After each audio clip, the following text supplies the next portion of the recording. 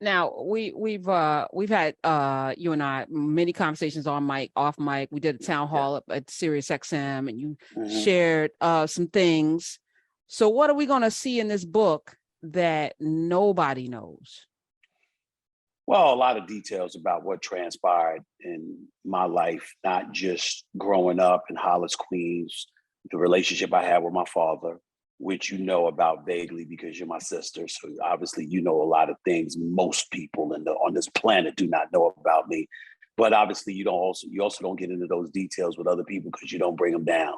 And one of the things about it is that when I decided to write this book, I had been back. I had been let go by ESPN in 2009. I came back in 2011. And from that moment on, numerous publishers and what have you had approached me about writing my book. My mother, when I shared that information with her, said to me, I only ask for one favor. Don't ever write it until I pass away. I do not want you writing this book when I was alive. And I said, why? She said, because I know you and you're going to say what your truth is. And you're going to say what you feel needs to be said. And you're not going to pull punches. She said, and you're not going to lie. I know you're going to tell the truth, but I'm not going to like it. She says, you're right to do it. I get it. Just promise me you'll never do it while I'm alive. And so when she passed away in June of 2017, I waited and I waited and I waited. And then my sister Carmen reminded me, you told mom you was going to write the book. She told me, she said, as long as she was gone, you could do it. Now's the time to do it. Get it out your system. And so I said, okay. And so I wrote the book and I talk about my relationship with my father compared to that of my mother. I talk about my sisters. I talk about our upbringing. I talk about my trials and tribulations in school, my troubles in school, my getting left back and why. I talk about being in this profession where it all started.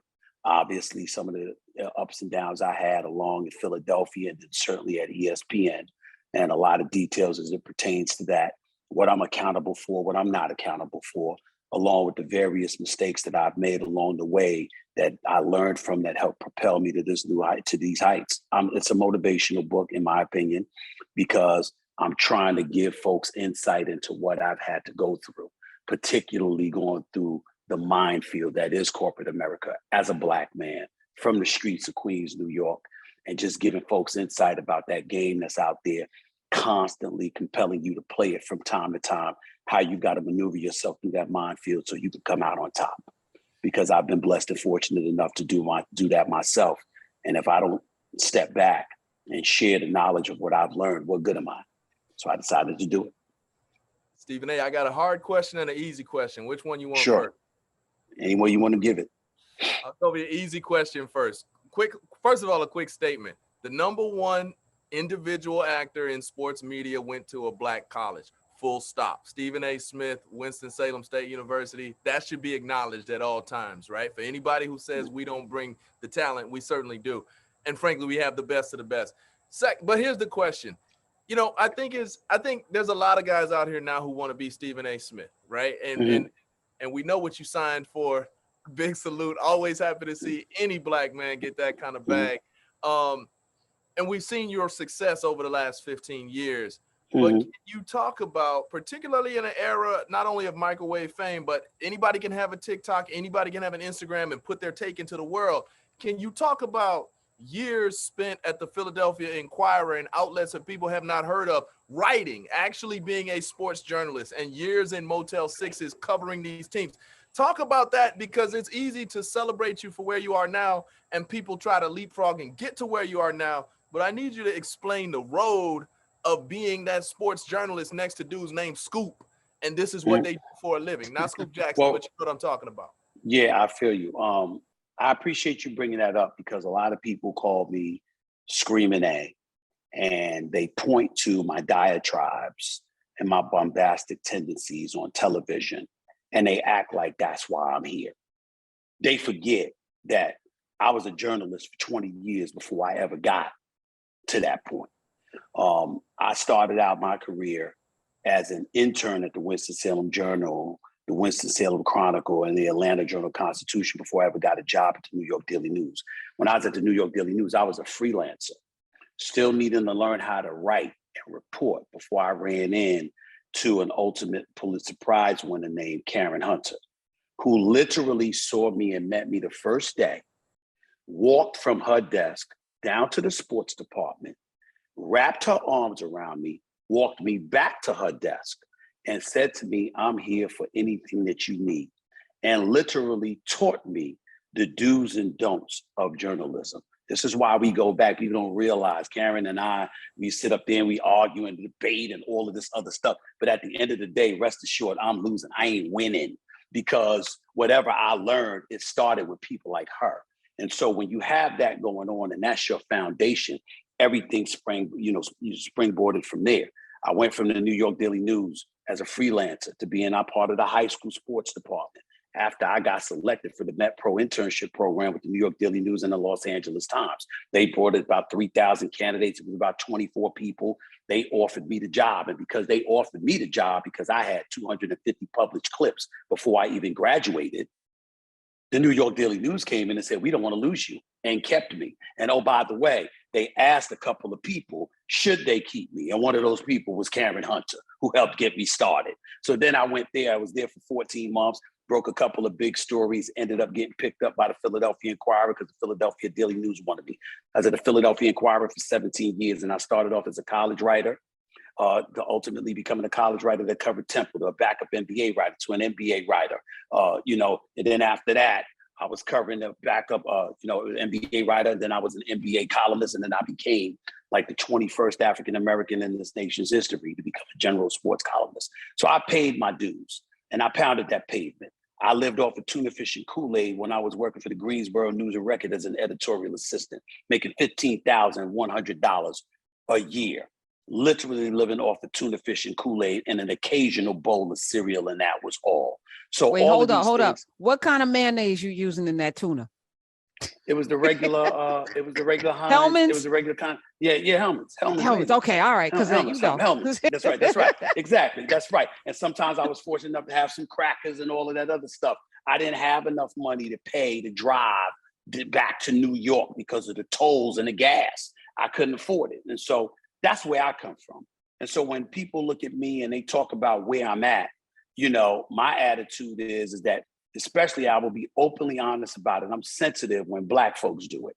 And the reason I'm sensitive when Black folks do it, I'm reminding us, I don't say they, I say us. Even when I'm complaining about Black people, I'm saying us. You know what I'm saying? I ain't a Black man, I'm a brother. You understand? And y'all are my brothers and sisters, and that's the way I roll. And anybody that knows me knows that. And so when I go through stuff and you have folks from white America trying to be of the mindset that he just got here and they don't want to tell that story, I have no problem with them doing that. But you as a Black person should never let them get away with ignoring my resume. Because if they ignore my resume, imagine what they'll do with your resume. Straight Shooter, it comes out in January. Wow. January 17th. Yeah. Yep. Okay. Yeah. StraightShooterBook.com. Yeah. Yeah. And I'm grateful that you shared that about your mom, and I know about your dad. I started off the show talking about our childhood informing many of our, decisions as adults. And some of us either in spite of or because of. For you, in spite of or because of your dad? In spite of or because of? Can it be both? I'm asking. Is it I both? think it can. How does it show up? How does it show up for you? And in spite of my dad, because my dad did everything he could to convince me I couldn't. Because of my dad. My Lord, my goodness. Because of my dad, there was no greater source of inspiration than I had, other than the desire to make my mother proud. That was the only desire more important than the inspiration he provided, more inspiring rather, than the inspiration he provided in keeping me motivated. One of the things you've always applauded me about, Karen, is that I always put in the work. And one of the things that I'm incredibly, incredibly proud of is that throughout my career, everyone knows that brother put in the work. When I take off, it's news. That's why when I took off this last month, it was news, because everybody knows I don't take off from work. Something got to be wrong if I'm taking off from work like that, because I never have. Right. And one of the greatest compliments I've ever received in this business was when the sports information, the SID, the athletic director, for Syracuse University, his name is John Wildhack. John Wildhack is the former executive VP at ESPN, who is now the athletic director at Syracuse. And he was introducing me to the football team when they flew me in to give a speech. And he had said, quote, "I have been an executive for over 35 years. I'm about to introduce you to the only employee I ever had to take vacation." Because it's not that I didn't want time off. It's the job when the job is finished. When my mother passed away and you were by my side, Karen, and a few of my other friends and loved ones, when we buried my mother, that afternoon I went home. And my sisters looked at me and said, "So what you gonna do?" It's time to get back to work, because it was the NBA finals. And they said, "You know what Mommy would say? Finish the job. Then you can take off and you can mourn her all summer. But finish the job first." That's the culture that I came from because of her, because she was a West Indian woman that worked her tail off. My father was a West Indian man that didn't. And so the inspiration that she provided usurped the inspiration that he provided. But yes, it was because of him and in spite of him, for the most part, that I'm here today. How does that, and is this written about in the book, inform Yes. your parenting, Yes. the kind of father you are? Yeah. If my daughters are hungry, it's because I'm starving. I don't eat unless they eat. I'm not okay unless they're okay. And anybody that knows me knows that. I don't play. They're my responsibility. I've never known love. I never knew that love like this existed until I became a dad, because you're not thinking that, who would you love more than your mama? It don't get no better than mama. Don't get no deeper than mama. And then you have two daughters, and it's like they look like you, and they got your mannerisms, and they got your attitude, and they got your mouth, and you're like, "Oh my God, I'm gonna die." It drives me crazy, and then you remember they're yours. They remind you of you, and they're territorial when it comes to me. They don't play. They don't like outsiders. Like, who is this person that is taking up our time? You say, because we're with our dad. Why are they here? All of these kind of things and what have you. But, I never thought in my wildest dreams that I would love fatherhood as much as I do. And I write in the book that it's a blessing and a curse. And the blessing is that I never knew love like this before. The curse is I never knew love like this before, because I'm never at peace, because every waking moment of the day, are they okay? Are they safe? Are they this? Are they that? Do they have what they need? Are they getting what they want? And it's like, it's something special, but it's hard too, because I got a 14 and a 13-year-old. It ain't easy, and they look at me now and I'm like, "Didn't I just do this for you, whatever?" "Excuse me, we didn't ask to be here. You're our dad. This is what we want. We got A's, we're A students. We're doing what we're supposed to do," or what have you. And I remember one time I was getting, my daughter Samantha was sitting up there, "But Dad, but blah, blah, blah." And Nyla went up and grabbed her and hugged her. And then they came back and she said, "You just need to relax." She said, "Why do I have to teach you this all the time? All you have to do is do what you're told. Behave yourself and do good in school. And Daddy will give us anything we want. Just chill." They plot. got you. So, you got, Yes. so they got Oh, yeah. me, it's nothing. Well, you deserve that. So let me just say, you deserve all that. Yes. I met you, Yes. and then people don't know this, but the cockiness was there when he was doing high school sports, and a little bit of, not a player, but you were very confident in that area, and verbalizing it. And people, knew that. Not to everybody, to my closest confidants. Yes, that's true. Guilty as charged. I was like, wait a minute, hold up now. And I tried to warn a couple of people, this is how you can't do this. Do not fall for the okie doke. And they kept falling for it. So you must got something magical because they kept falling for it. And I warned them though. I warned them not to fall for it. And they did. Yes, All you right. did. You did try to block. You did I try did. to block I on did. I was several occasions. I'm trying to sitting there like, save. she's supposed to be my sister, No. dog. She's supposed to be my sister. But Hey. she was trying to look out for them, you know? Got to look out for the sisters. Got to look out for the You ladies. do, but Can't have give me- them hold on, all but wait a sprung. Don't, but let's don't leave me out there dangling too much now. Here's the thing about me, Don, just so you know. I wasn't a liar. I was unapologetically. He did. He told them up front, and they didn't them. believe. So you know how women believe that they can reform. You know, like it won't happen to me. Right. But, Yeah. Ah. They were saying, okay. You know, and I was like, I said, look, I remember Karen was with me one time when I told a young lady, I said, I'm married to my job. I'm on the road 200 plus days out of the year. We can have a good time together, but we're not going here emotionally because I'm not going to go there because I got bills to pay and I got a career to build. And they would look at Karen and be like, I'll change his mind. I said, Karen, I told him. But I suspect you don't have that problem anymore, Stephen A. No, I don't. I'm suspect they're all willing to right. But here's the thing, though. Life is cool. I'm good. I'm just gonna throw this out there to manifest Right. it. You got a Yeah. 14 and a 13. I got a 13, 11, and 7, and I believe in arranged marriages. You take that for whatever you will. I'm just saying, I believe in it. I ain't going there with you, bro. You on that island by yourself. I'm not going there. I'm not going. Hey, listen, there. I'm not asking for you no know. response for you. I'm just saying I believe in it. But here's the thing, man. Here's a hard question. When I have not always been the biggest Stephen A. fan, and when that was the case, on my text threads, I'm talking to brothers who very much were like myself, and they were not always the biggest Stephen A. fans, right? And I think that fast forward somewhere between 12 to 15 years later, I am the biggest Stephen A. fan.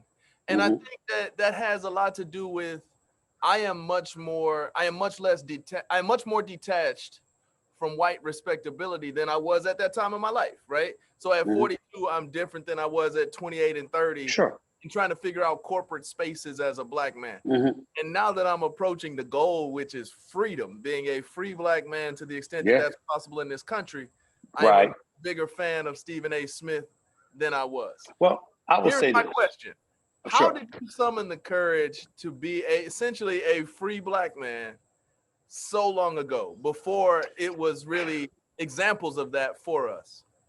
Number one, I had nothing to lose because I came from close to nothing. Number two, I was raised around a bunch of Muslim brothers.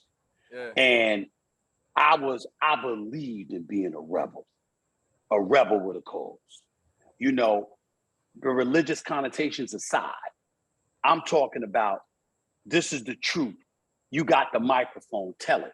One of the things that I religiously tell people about Black folks in positions of influence, having a microphone, the camera and the microphone available to us, et cetera, et cetera. White folks come to work every day with a job to do.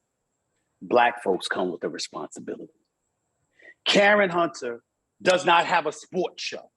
Let something controversial happen in the world of sports. Girl, you got to talk about it. You got to touch on it. You can't let that slide. You got to speak. And then we'll tell you what to say. So imagine they're going to do the same damn thing to me. This is what we do to each other. And so as a result of that now, Karen and I are of the same ilk in this regard.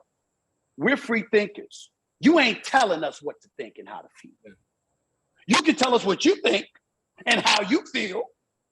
And you can ask us to convey that and disseminate it to the masses on your behalf. But you're not going to tell Karen, damn it, say this. Think this. You damn sure ain't gonna tell Stephen A. say this and think this, because I'm gonna tell you to kick rocks. I don't roll like that.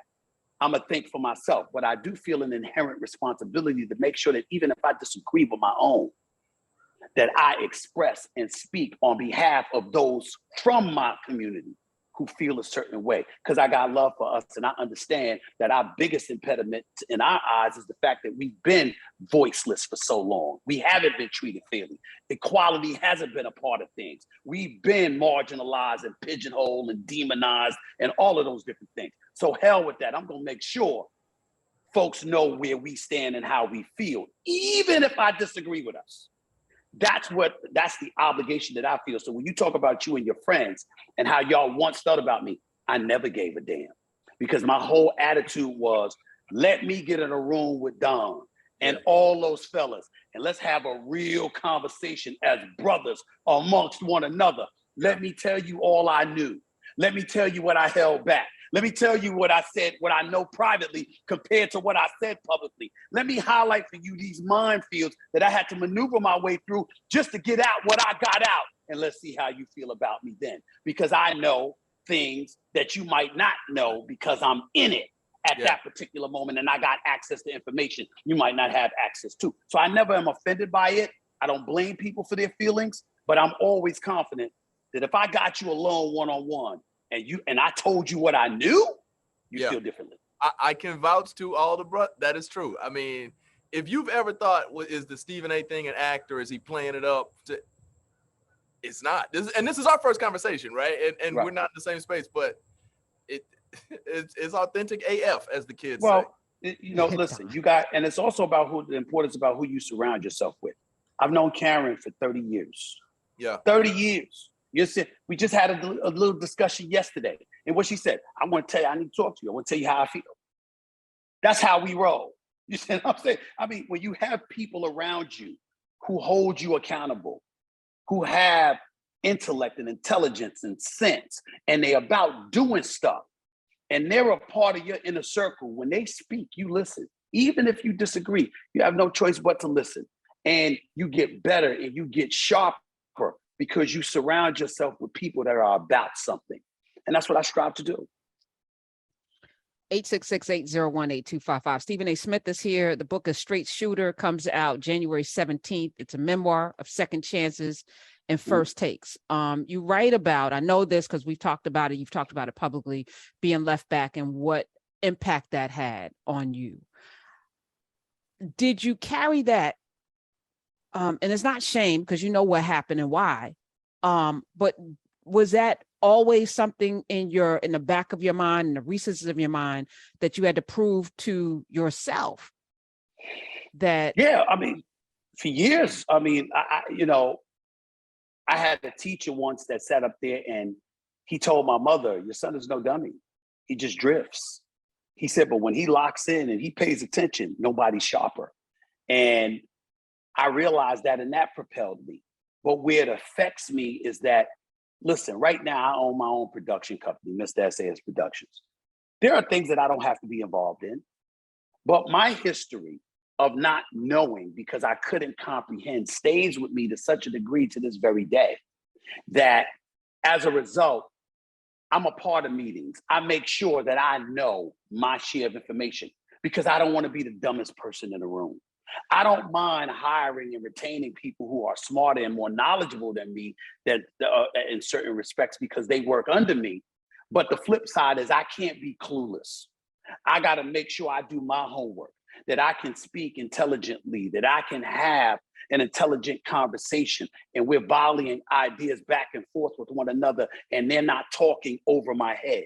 Because if I feel lost, it takes me back to when I got left back. And I swore I would never go back there again. So for me, it was like, it's always about making sure that I edify myself to the best of my ability. To this very day, I'm 54 years old. I got left back. We talking about when I was about 10 years old or something. I got left back, man. And I'm like, I'm telling you, to this very day, I will read an article or a book or whatever. And if I don't understand a word, I will stop. I will grab a dictionary. I will look up that word. I would look at it in the context in which it is used. And I will go back and I will read it over just to make sure I comprehend how it's contextualized so I can use that word myself. I still do that to this very day. And that all emanates from my getting left back.